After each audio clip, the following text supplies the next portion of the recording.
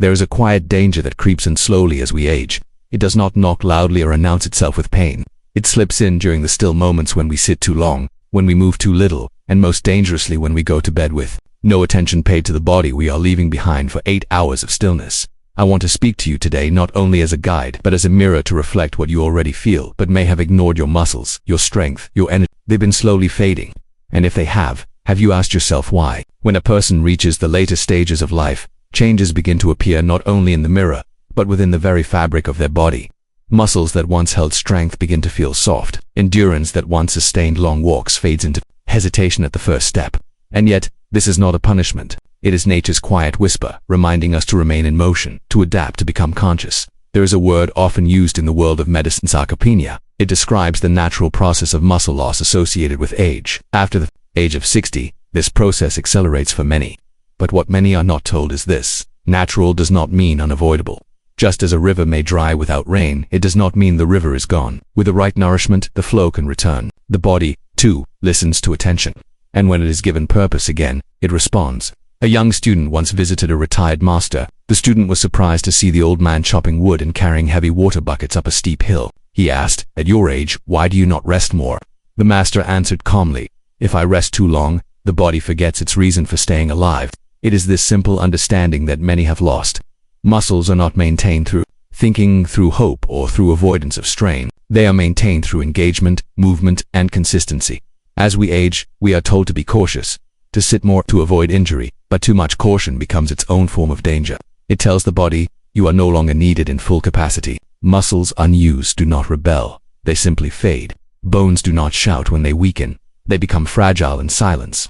This is why movement is not just exercise, it is a declaration. It tells your body, you still have work to do. Not all movement must be intense. In fact, especially in older age, gentle and mindful movements have greater power. Imagine a tree in the wind. It sways, but it does not snap. The stiffness of a dead tree is what makes it break. Flexibility is a sign of life. If one stretches their arms before bed, breathes deep into the belly, and feels the spine lengthen, it is not only the muscles that are being nurtured, but the awareness of being alive in the body. The loss of muscle also begins in the mind. If a person no longer sees themselves as capable, the body follows that belief. There was an elder who used to lift stones in the garden each morning. When asked why, he said, "I do not lift for strength. I lift so that I remember I am still able to." The muscles were not the main goal. What mattered was the connection between his intent and his action. It is this connection that keeps the body from forgetting itself. The evening holds a special time for this practice. After a day of stillness, after meals have been taken and silence begins to settle, the body is ready to receive attention. If one waits until injury or fatigue strikes, the work becomes harder. But if one practices before the body cries out, the path remains smooth. The muscle fibers, even in old age, are capable of renewal. The nervous system still learns. The cells still repair. But they require a reason. That reason is movement. Sleep is not simply rest. It is a time of repair. If the body enters sleep without preparation, the night may pass without true recovery. Muscles that have not been activated have no signal to rebuild. But if even for a few minutes before bed, gentle exercises are done, such as slow knee lifts, arm circles, spine twists, or breath-linked squats, the body is told, you must become stronger. This is how renewal happens in the silence of night. Some believe that because they are not young, they must accept decline. But even a candle in the final inch of wax can still burn with steady flame. What determines this is the attention given to the flame. Muscles are like fire. If neglected, they fade. If nurtured, they glow again. This nurturing comes not through extreme effort, but through regular invitation. Every evening is an invitation. Let us now turn toward what happens in the hour before sleep. Most people use this time to watch, to scroll, to sit motionless in front of glowing rectangles. In this position, the spine slumps. The breath becomes shallow. The body prepares not for rest, but for stagnation. And then we wonder why we wake up tired, stiff, or unwell. To prepare for good sleep, one must prepare the body to release the tension of the day. And this cannot happen by collapsing into stillness. Alone, it requires conscious release. Start with the breath. A deep inhale through the nose, held for a count of 4, then exhale slowly through the mouth. Do this 4 times. The nervous system begins to calm. Then, standing or sitting, lift both arms above the head with the inhale and let them fall gently down with the exhale. This rhythm, slow and purposeful, brings oxygen to muscles and signals the brain that peace is coming. Then rotate the ankles, lift the heels, stretch the fingers, rotate the wrists. These small actions keep the channels open. The body begins to understand, I am not yet finished.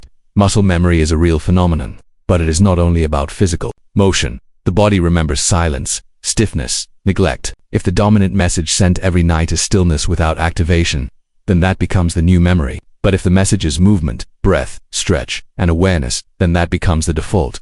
The muscles begin to respond again, and slowly, the strength once thought to be lost begins to return. There was a woman who had not walked upstairs for 3 years. She feared falling, but each night, before bed, she began lifting her knees one by one, holding the bed frame for balance. She began with 5 steps in place, then 10. In a month, she took stairs again, 1 flight. Slowly, her strength did not return in a flash. It returned through respect. She gave her body time and attention, and her body responded. This is the truth that must be remembered. The body always listens, and the language it understands best is movement. When you move with intention, the muscles respond, not because they are forced, but because they are invited. So each night, choose 7 minutes for yourself, not to train like an athlete, not to exhaust your bones, but to greet your body before rest. Stretch the spine, rotate the joints, breathe into your core. Let your body know that it still matters. Because in the end, it is not age that removes strength, it is disconnection. And every evening offers a new chance to reconnect. A person does not lose vitality merely because of years. Years are only numbers. What matters more is how one moves within those years, how one breathes in the silence between activities, how one listens to the messages their own body whispers just before falling asleep. The evening is not a time to shut off the body as if it were a machine. It is a sacred window in which one can speak with the muscles, the breath and the mind without the noise of the world interrupting. The body is not made up only of muscles and bones. It is an orchestra. Muscles are the drums, the breath is the flute, the nervous system is the conductor. When the conductor is unsettled, even the strongest drums lose their rhythm. The system responds to how we move, how we breathe, and how we direct our attention. The hour before sleep holds the power to either bring harmony or to let chaos remain unnoticed. And yet, most people slip into bed carrying the tension of the day in their jaw, shoulders, and lower back. That tension doesn't dissolve during sleep, it becomes part of the body's architecture.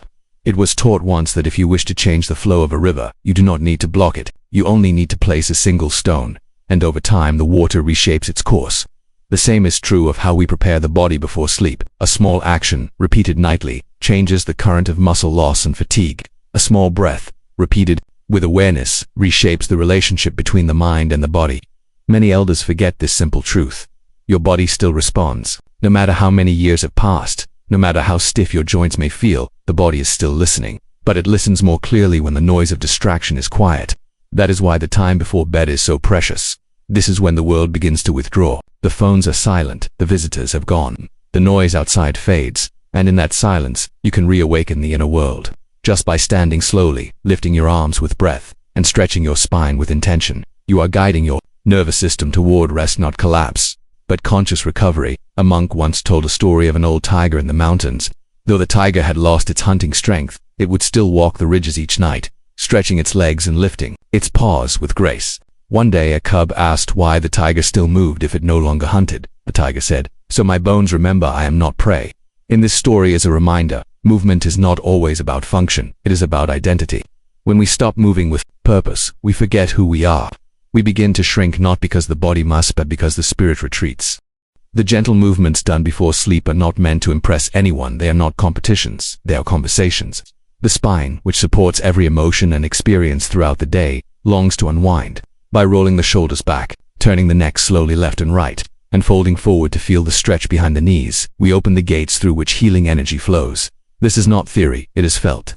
When the shoulders drop after tension, when the breath becomes deep and full, the mind calms, and the body begins its work of restoration. The breath is the bridge between thought and muscle. When you breathe fast and shallow, your nervous system believes you are in danger. Muscles become tight, digestion slows, healing pauses. But when you sit, lengthen the spine, and inhale with full awareness, the body changes its language. A calm breath tells the system, it is safe to heal now. This is why each movement before bed must be tied to breath. A slow arm circle without breath is merely mechanical. But when the inhale lifts, the arm and the exhale lowers it. You are no longer just moving, you are awakening a deeper rhythm. When we speak of the mind-muscle connection, many people think of bodybuilders, but that connection is more than strength, it is a return to presence. Seniors often feel they are disappearing from the world. But what fades first is not the body, is the connection to it.